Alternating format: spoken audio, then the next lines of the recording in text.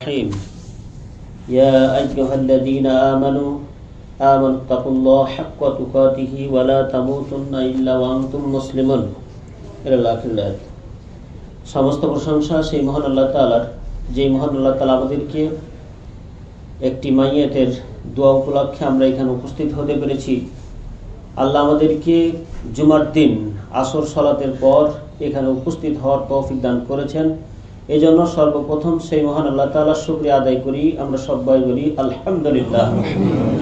সেই রাসূলের প্রতি দরুদ ও সালাম বর্ষিত হোক, যে রাসূল অক্লান্ত পরিশ্রম করে গেছেন একমাত্র মানব জাতির জন্য।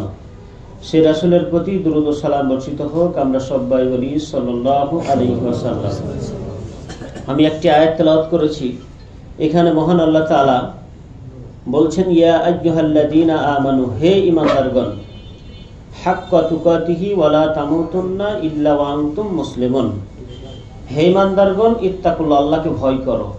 এরপরে আবার বলছেন যে হাক্কা তুকাতিহি, যেভাবে ভয় করা উচিত। মহান আল্লাহ তাআলা তাকওয়া বলার পরপরই আবার হাক্কা তুকাতিহি ওয়ালা তামুতুন্না, এই যে হাক্কা তুকাতিহি, যেভাবে ভয় করা উচিত।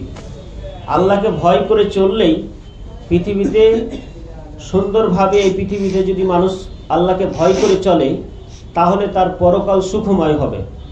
এজন্য আল্লাহ তাআলা বারবার বলে দিচ্ছেন যে ইত্তাকুল্লাহ, আল্লাহকে ভয় করো, হাক্কা তুকাতিহি, যেভাবে ভয় করা উচিত।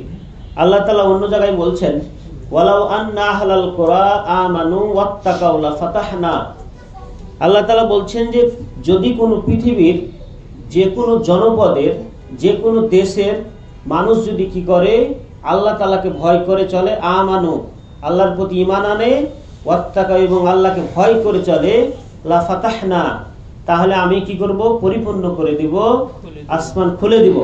সবকিছু আল্লাহ তাআলা কি বরকতের দরজাগুলো যত রয়েছে আল্লাহ তাআলা খুলে দিবেন। তাহলে তাকওয়ার কত গুরুত্ব। এজন্যই ওখানে আল্লাহ তাআলা বললেন, ইয়া আইয়ুহাল্লাযীনা আমানু, হে ঈমানদারগণ, ইত্তাকুল্লাহ, আল্লাহকে ভয় করো, যেভাবে ভয় করা উচিত।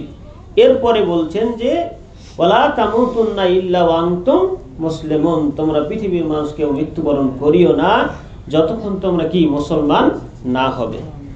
এখানে সাবধান বাণী উচ্চারণ করছেন। আমরা কেউ জানি না আজকে আমরা এখানে উপস্থিত হয়েছি, তিনিও একদিন এই পৃথিবীতে ছিলেন। দেখতে দেখতে 5 জুন আমাদের মাঝ থেকে তিনি চলে গেলেন। আমরাও কবে চলে যাব, মৃত্যু কার কখন চলে আসবে কেউ কিন্তু বলতে পারবো না। অথচ আল্লাহ বললেন যে ওয়ালা তামুতুন্না, তোমরা মৃত্যুবরণ করিও না, ইল্লা ওয়া আনতুম মুসলিমুন, যতক্ষণ পর্যন্ত মুসলমান না হয়ে তোমরা মৃত্যুবরণ করিও না। তাহলে আল্লাহ তাআলা এখানে সাবধান বাণী উচ্চারণ করছেন। তোমরা যেদিকে মন চাবে, যা কিছু মন চাইবে সেখানে তোমরা চলাফেরা করবে, এটা কিন্তু চলবে না। এখানে সাবধান বাণী উচ্চারণ করছেন। কিন্তু আমরা কেউ কিন্তু মৃত্যুর জন্য প্রস্তুতি গ্রহণ করি না।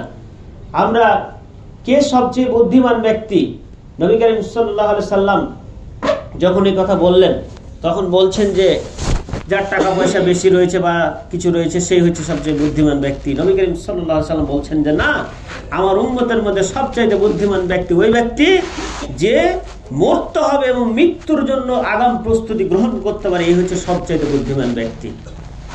আমাদের মাঝ থেকে জালালউদ্দিন আহমেদ নাজু, তিনিও একদিন এই পৃথিবীতে ছিলেন, তিনি চলে গেছেন। আমরাও কবে চলে যাব। আমরা কি সংগ্রহ করেছি, কি আমরা সঞ্চয় করেছি, আগামী দিনের জন্য আমরা কি প্রস্তুতি গ্রহণ করেছি, যদি করতে পারি তাহলে আমাদের পরকাল হচ্ছে সুখময় হবে। আর যদি করতে না পারি তাহলে আমাদের পরকাল হচ্ছে অন্ধকার হবে।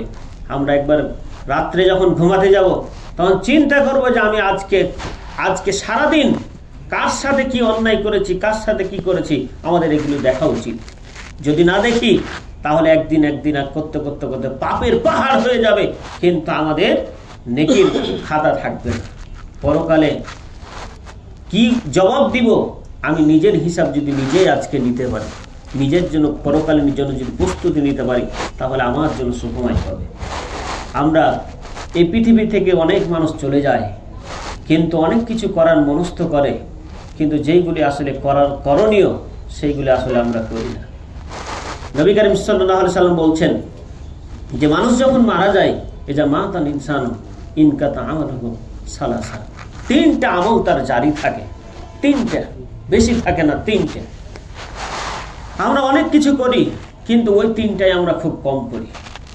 তার মধ্যে একটা হচ্ছে সাদকায়ে জারিয়া, যেটা হলো সাদকায়ে জারিয়া। আমি বেশি আলোচনা করব না, আমার পাশে আরেকজন যিনি আলোচনা পারদর্শী তিনিও রয়েছেন, আমার পাশে স্যার রয়েছেন, তিনিও আলোচনা করলেন, আপনাদের কাছে অনেক কথা বললেন গুরুত্বপূর্ণ।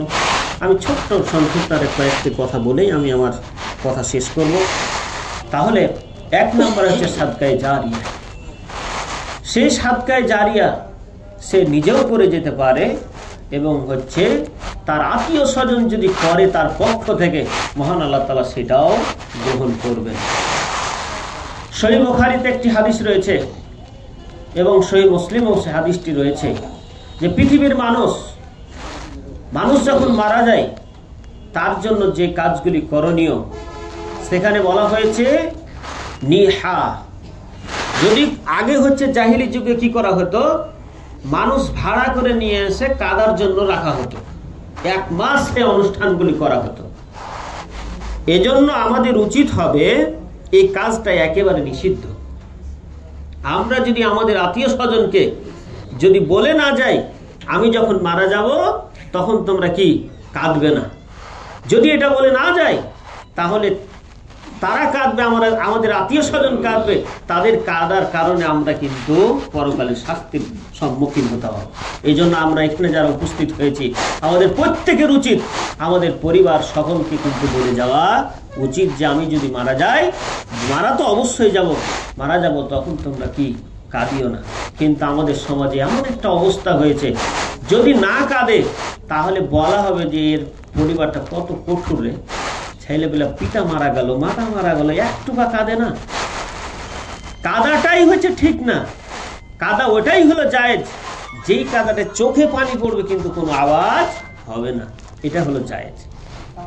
কিন্তু না কাঁদলেই মনে করে যে এর পরিবারটা খুব কঠোর পরিবার, পিতা মাতা চলে গেল, চোখ দিয়ে একটু পানিও দেখতে পেলাম না। আমাদের সমাজটাই হয়ে গেছে একটা উল্টা। তাহলে আমাদের কি করতে হবে? প্রথম যে করণীয় সেটা হচ্ছে আমাদের পরিবার আত্মীয় স্বজনকে বলে যেতে হবে আমি যখন মারা যাব তখন তোমরা কি করবে, কাঁদবে না। এরপরে আমাদের আরেকটি করণীয় সেটা হচ্ছে সাদকায়ে জারিয়া। এই কাজগুলি যদি আমরা করি, সাদকায়ে জারিয়া আবার প্রায় 10টা রয়েছে। যেমন আপনি একটা কাজ করবেন, সবচাইতে উত্তম হচ্ছে আপনি যখন মারা যাবেন হয় আপনি নিজে হচ্ছে কোনো মাদ্রাসায়, কোনো প্রতিষ্ঠানে, কোনো ছাত্র বই কিনতে পারছে না, লেখাপড়া করতে পারছে না, কোরআনের কপি, ইসলামিক যে বইগুলো, সেই বইগুলো দান করবেন। এর সওয়াব আপনিও পাবেন, যতদিন ওই ছাত্রটা শিক্ষা অর্জন করে আবার শিক্ষা দিবে, আপনি কবরে চলে গেছেন, আপনি কিন্তু সওয়াব পেতেই থাকবেন। কিন্তু আমরা এগুলো আশা করি না। সেখানে আরেকটা কথা হয়েছে, 40 3 দিনা 27 দিনা এই যে খাবারের যে আয়োজনগুলো করা হয়, এই আয়োজনগুলো আসলে ঠিক না। কি করবেন, অনেকেই খাবারের আয়োজন করে, সেই খাবারটা সবাই খায়, ধনীও খায়, যার কোটি কোটি লক্ষ লক্ষ টাকা রয়েছে সেও খায়, তার তো খাওয়ার অধিকার সেখানে নেই। সবচেয়ে হচ্ছে যে ফকির, মিসকিন, অসহায়, ইয়াতিম, তারা পাবে। কিন্তু লাখ টাকা খরচ করে একটা গরু কিনে নিয়ে চলে আসলো ধনী পরিবার, এটা একবারে জবাই করে খাইয়ে দিল সবকে, গরিবও খাইলো, সেখানে ধনীও খাইলো, যে কোটি কোটি টাকার মালিক সেও খাইলো। শেষখানে আবার কি হলো, খাবারটা ভালোই হয়েছিল কিন্তু লবণ একটু বেশি হয়ে গেল। এই কথাগুলো কি লাভ? তাহলে কি করবেন, সাদকায়ে জারিয়া ওইগুলোই যেইগুলো হচ্ছে মানুষের কল্যাণে, যেগুলি কাজে লাগে। তার ভিতরে 1 নম্বর যেটা বললাম সেটা হচ্ছে আপনি বইয়ের কপি, একটা ইসলামিক বই, কোরআন আপনি খুঁজে বের করবেন। আপনি বসে কেন থাকবেন? আপনার পিতা মারা গেছে, আপনার বসে থাকা উচিত। আপনি খুঁজে বের করবেন যে কোন ছেলেটা লেখাপড়া করতে পারছে না, কোনটা ইয়াতিম, বই কিনতে পারছে না, কোন প্রতিষ্ঠানটা চালাইতে পারছে না, আপনি যাই খুঁজেন, খুঁজে আপনি দেখে তাদেরকে দিয়ে আসেন। আপনার এটা দায়িত্ব। আপনি এটা করলে আপনার পিতা শান্তিতে আরো থাকবে, আপনার পিতা আরো সুখময়, তার কবরে আযাব হচ্ছিল আপনি দেওয়ার সাথে সাথে, হাদিসে বলা হয়েছে সন্তান যদি দান করে তাহলে একেবারে দফ, আরবি শব্দটা হচ্ছে দফ, সাথে সাথে একেবারে নিভিয়ে যাবে। আপনি দান করার সাথে সাথে আপনি বসে থাকবেন, একদিন একটা অনুষ্ঠান করে দিলেন, 40 দিনে সব আপনার সব মাফ হয়ে গেল, এত সহজ। তাহলে এক নাম কাজ করবেন কি, আপনি বইয়ের কপি, ইসলামিক যে বইগুলো এতিম মিসকিন খুঁজে আপনি সেগুলো দান করবেন। এরপরে আরো যে কাজটি করা যায় সেটা হচ্ছে রাস্তাঘাট, যেগুলো মোড়, কিছু মানুষ, অনেক মানুষ কষ্ট করে, এই যে কয়েকদিন আগে যে রৌদ্র গেল, যে তাপ, আপনি একটা ছাউনি সেটা তৈরি করে দিলেন, যত মানুষ আসবে সেখানে, যত মানুষ সেখানে উপকার পাবে। আপনি মারা গেছেন, আপনি কবরে গিয়েও শান্তি পাবেন। আপনি পিতার জন্য আপনি করলেন, আপনার পিতাও সেই সওয়াব পেতে থাকবেন। তারপরে একটা গাছ লাগিয়ে দিলেন রাস্তায়, সেই গাছটা থেকে যত মানুষ ছায়া পাবে, পশু পাখি ওই ফলগুলো খাবে, মানুষ যতগুলো খাবে, আপনি মারা গেছেন সেটাও কিন্তু সওয়াব পেতেই থাকবে। এইগুলি হচ্ছে সাদকায়ে জারিয়া।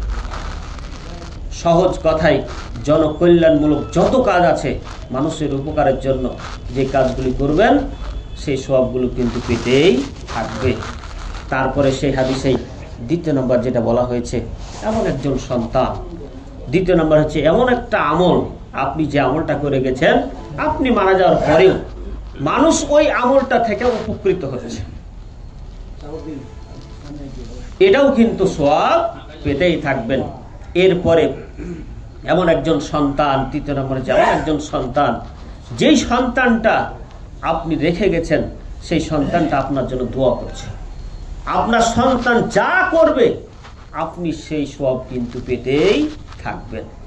কিন্তু আমরা সন্তানও চাই যেরকম, পায়ও সেরকম। ইব্রাহিম আলাইহিস সালাম, এই যে জিলহজ মাস চলছে, কুরবানি চলে গেল, ইব্রাহিম আলাইহিস সালাম 86 বছর বয়সে তিনি সন্তান চাইলেন, যে আল্লাহ তুমি আমাকে এমন একজন সন্তান দাও যেটা হচ্ছে সলিহিন, এমন সন্তান যেটা হচ্ছে ধৈর্যশীল, সহনশীল, এমন একটা সন্তান আমাকে তুমি দাও। ফাবাশশারনাহু বিগুলামিন হালিম, আল্লাহ সাথে সাথে বলে দিলেন যে সুসংবাদ তাকে দিয়ে দাও, তিনি যেটা চাচ্ছিলেন সেই সন্তানের সুসংবাদ তাকে দিয়ে দাও। আল্লাহর কাছে চাইলেন ধৈর্যশীল, সহনশীল, সৎ সন্তান, আল্লাহ বলে দিলেন, সাথে সাথে দোয়া কবুল করে নিলেন। সুবহানাল্লাহ। আর আমরা সন্তান চাই কিসের লেগে, যে আমার হচ্ছে পরিবার, বাড়িগুলো দেখাশোনা করবে, আমার এই যে ব্যবসা রয়েছে, এত সুন্দর ব্যবসা, সেই ব্যবসাটাকে দেখাশোনা করবে, এই জন্য আমরা সন্তান চাই। আমাদের প্রথমেই ভুল, এই ভুলের কারণে এমন সন্তান হয় ওই কথাই শুনে, ওকে যদি বলা হয় যে ডান দিকে যাও, তুমি বাম দিকে যাই, ওকে যদি বলা হয় যে মোবাইল চালায় না, ও মোবাইল চালায়। ওই যে প্রথমেই ভুল, চাই যে অন্যভাবে, আল্লাহ তুমি আমাকে সন্তান দাও, আমার যেন বাড়িখানটা দেখাশোনা করতে পারে, ব্যবসার জন্য দেখাশোনা করতে পারে। আমরা এই যে জিলহজ মাস চলে গেল, কি শিক্ষা নিলাম? কিচ্ছু শিক্ষা নিলাম। আমাদেরকে সেরকম সন্তান চাইতে হবে। এখন সেই সন্তান চাইলাম না, আর আশা করে বসে থাকলাম যে আমার জন্য আমার সন্তান দোয়া করবে, কিচ্ছুতে দোয়া করবে না। ওই যে বছরে একদিন হচ্ছে যে লোকজনকে ডেকে খাইয়ে দিবে, হ্যাঁ অবশেষ, ওই নিজেও দোয়া করবে না সেই দিন। এমন একটা পর্যায়ে যায়, বড় একটা অনুষ্ঠান করতে গিয়ে ওই পরিবার এমন ব্যস্ত থাকে যে ওর পিতার জন্য দোয়াটা করতে পারে। অথচ আমরা সবাই মিলে যা দোয়া করব, ওর সন্তান যদি তার জন্য দোয়া করে, তাহলে বেশি তার সন্তানেরটাই কাজে লাগবে, এটাই হাদিসের কথা। কিন্তু দেখা যায় দুঃখের বিষয় যে ওর সন্তানটা সেই দিন দোয়াই করতে পারে না, ব্যস্ততার কারণে। মানুষ আসছে অনেকগুলো, দেখে শুনে যদি ভালো করে খাবার দিতে না পারা যায়, তখন আবার তো বদনাম করবে। আমরা যেটাই করি সেটাই করি। এই জন্য আমাদের উচিত হবে, আমরা এখানে উপস্থিত হয়েছি, মৃত্যু কার কখন আসে আমাদের সকলকেই সেভাবেই প্রস্তুতি নিতে হবে। কবর যদি একবার পৃথিবীতে কেউ ফেরত আসার যদি সুযোগ থাকতো, তাহলে ওর কথা শুনে সবাই কিন্তু ভালো হয়ে যেত। কিন্তু ওটা আর ফেরত আসার সুযোগ নাই, যেটা একবারে চলে যাবে, ঢেল যদি ছুটে যায়, আর যেটা যেমন ধরার অসম্ভব, ধরা যায় না, কবরে চলে গেলে আর ফেরত আসার সুযোগ নাই। এজন্য আমরা এখানে যারা উপস্থিত হয়েছি আমরা সকলেই চেষ্টা করব, চেষ্টা না যদি আমরা সঠিকভাবে পরকাল যদি সুখময় করতে চাই তাহলে অবশ্যই অবশ্যই আমাদেরকে কি করতে হবে, মৃত্যুর জন্য আগাম প্রস্তুতি গ্রহণ করতে হবে যদি আমরা পরকাল সুখময় করতে চাই। আজকে আমরা সবকিছু দেখতে পাই, সবকিছু বুঝতে পারি, কিন্তু আমরা ভালোভাবে চলার চেষ্টা করি না।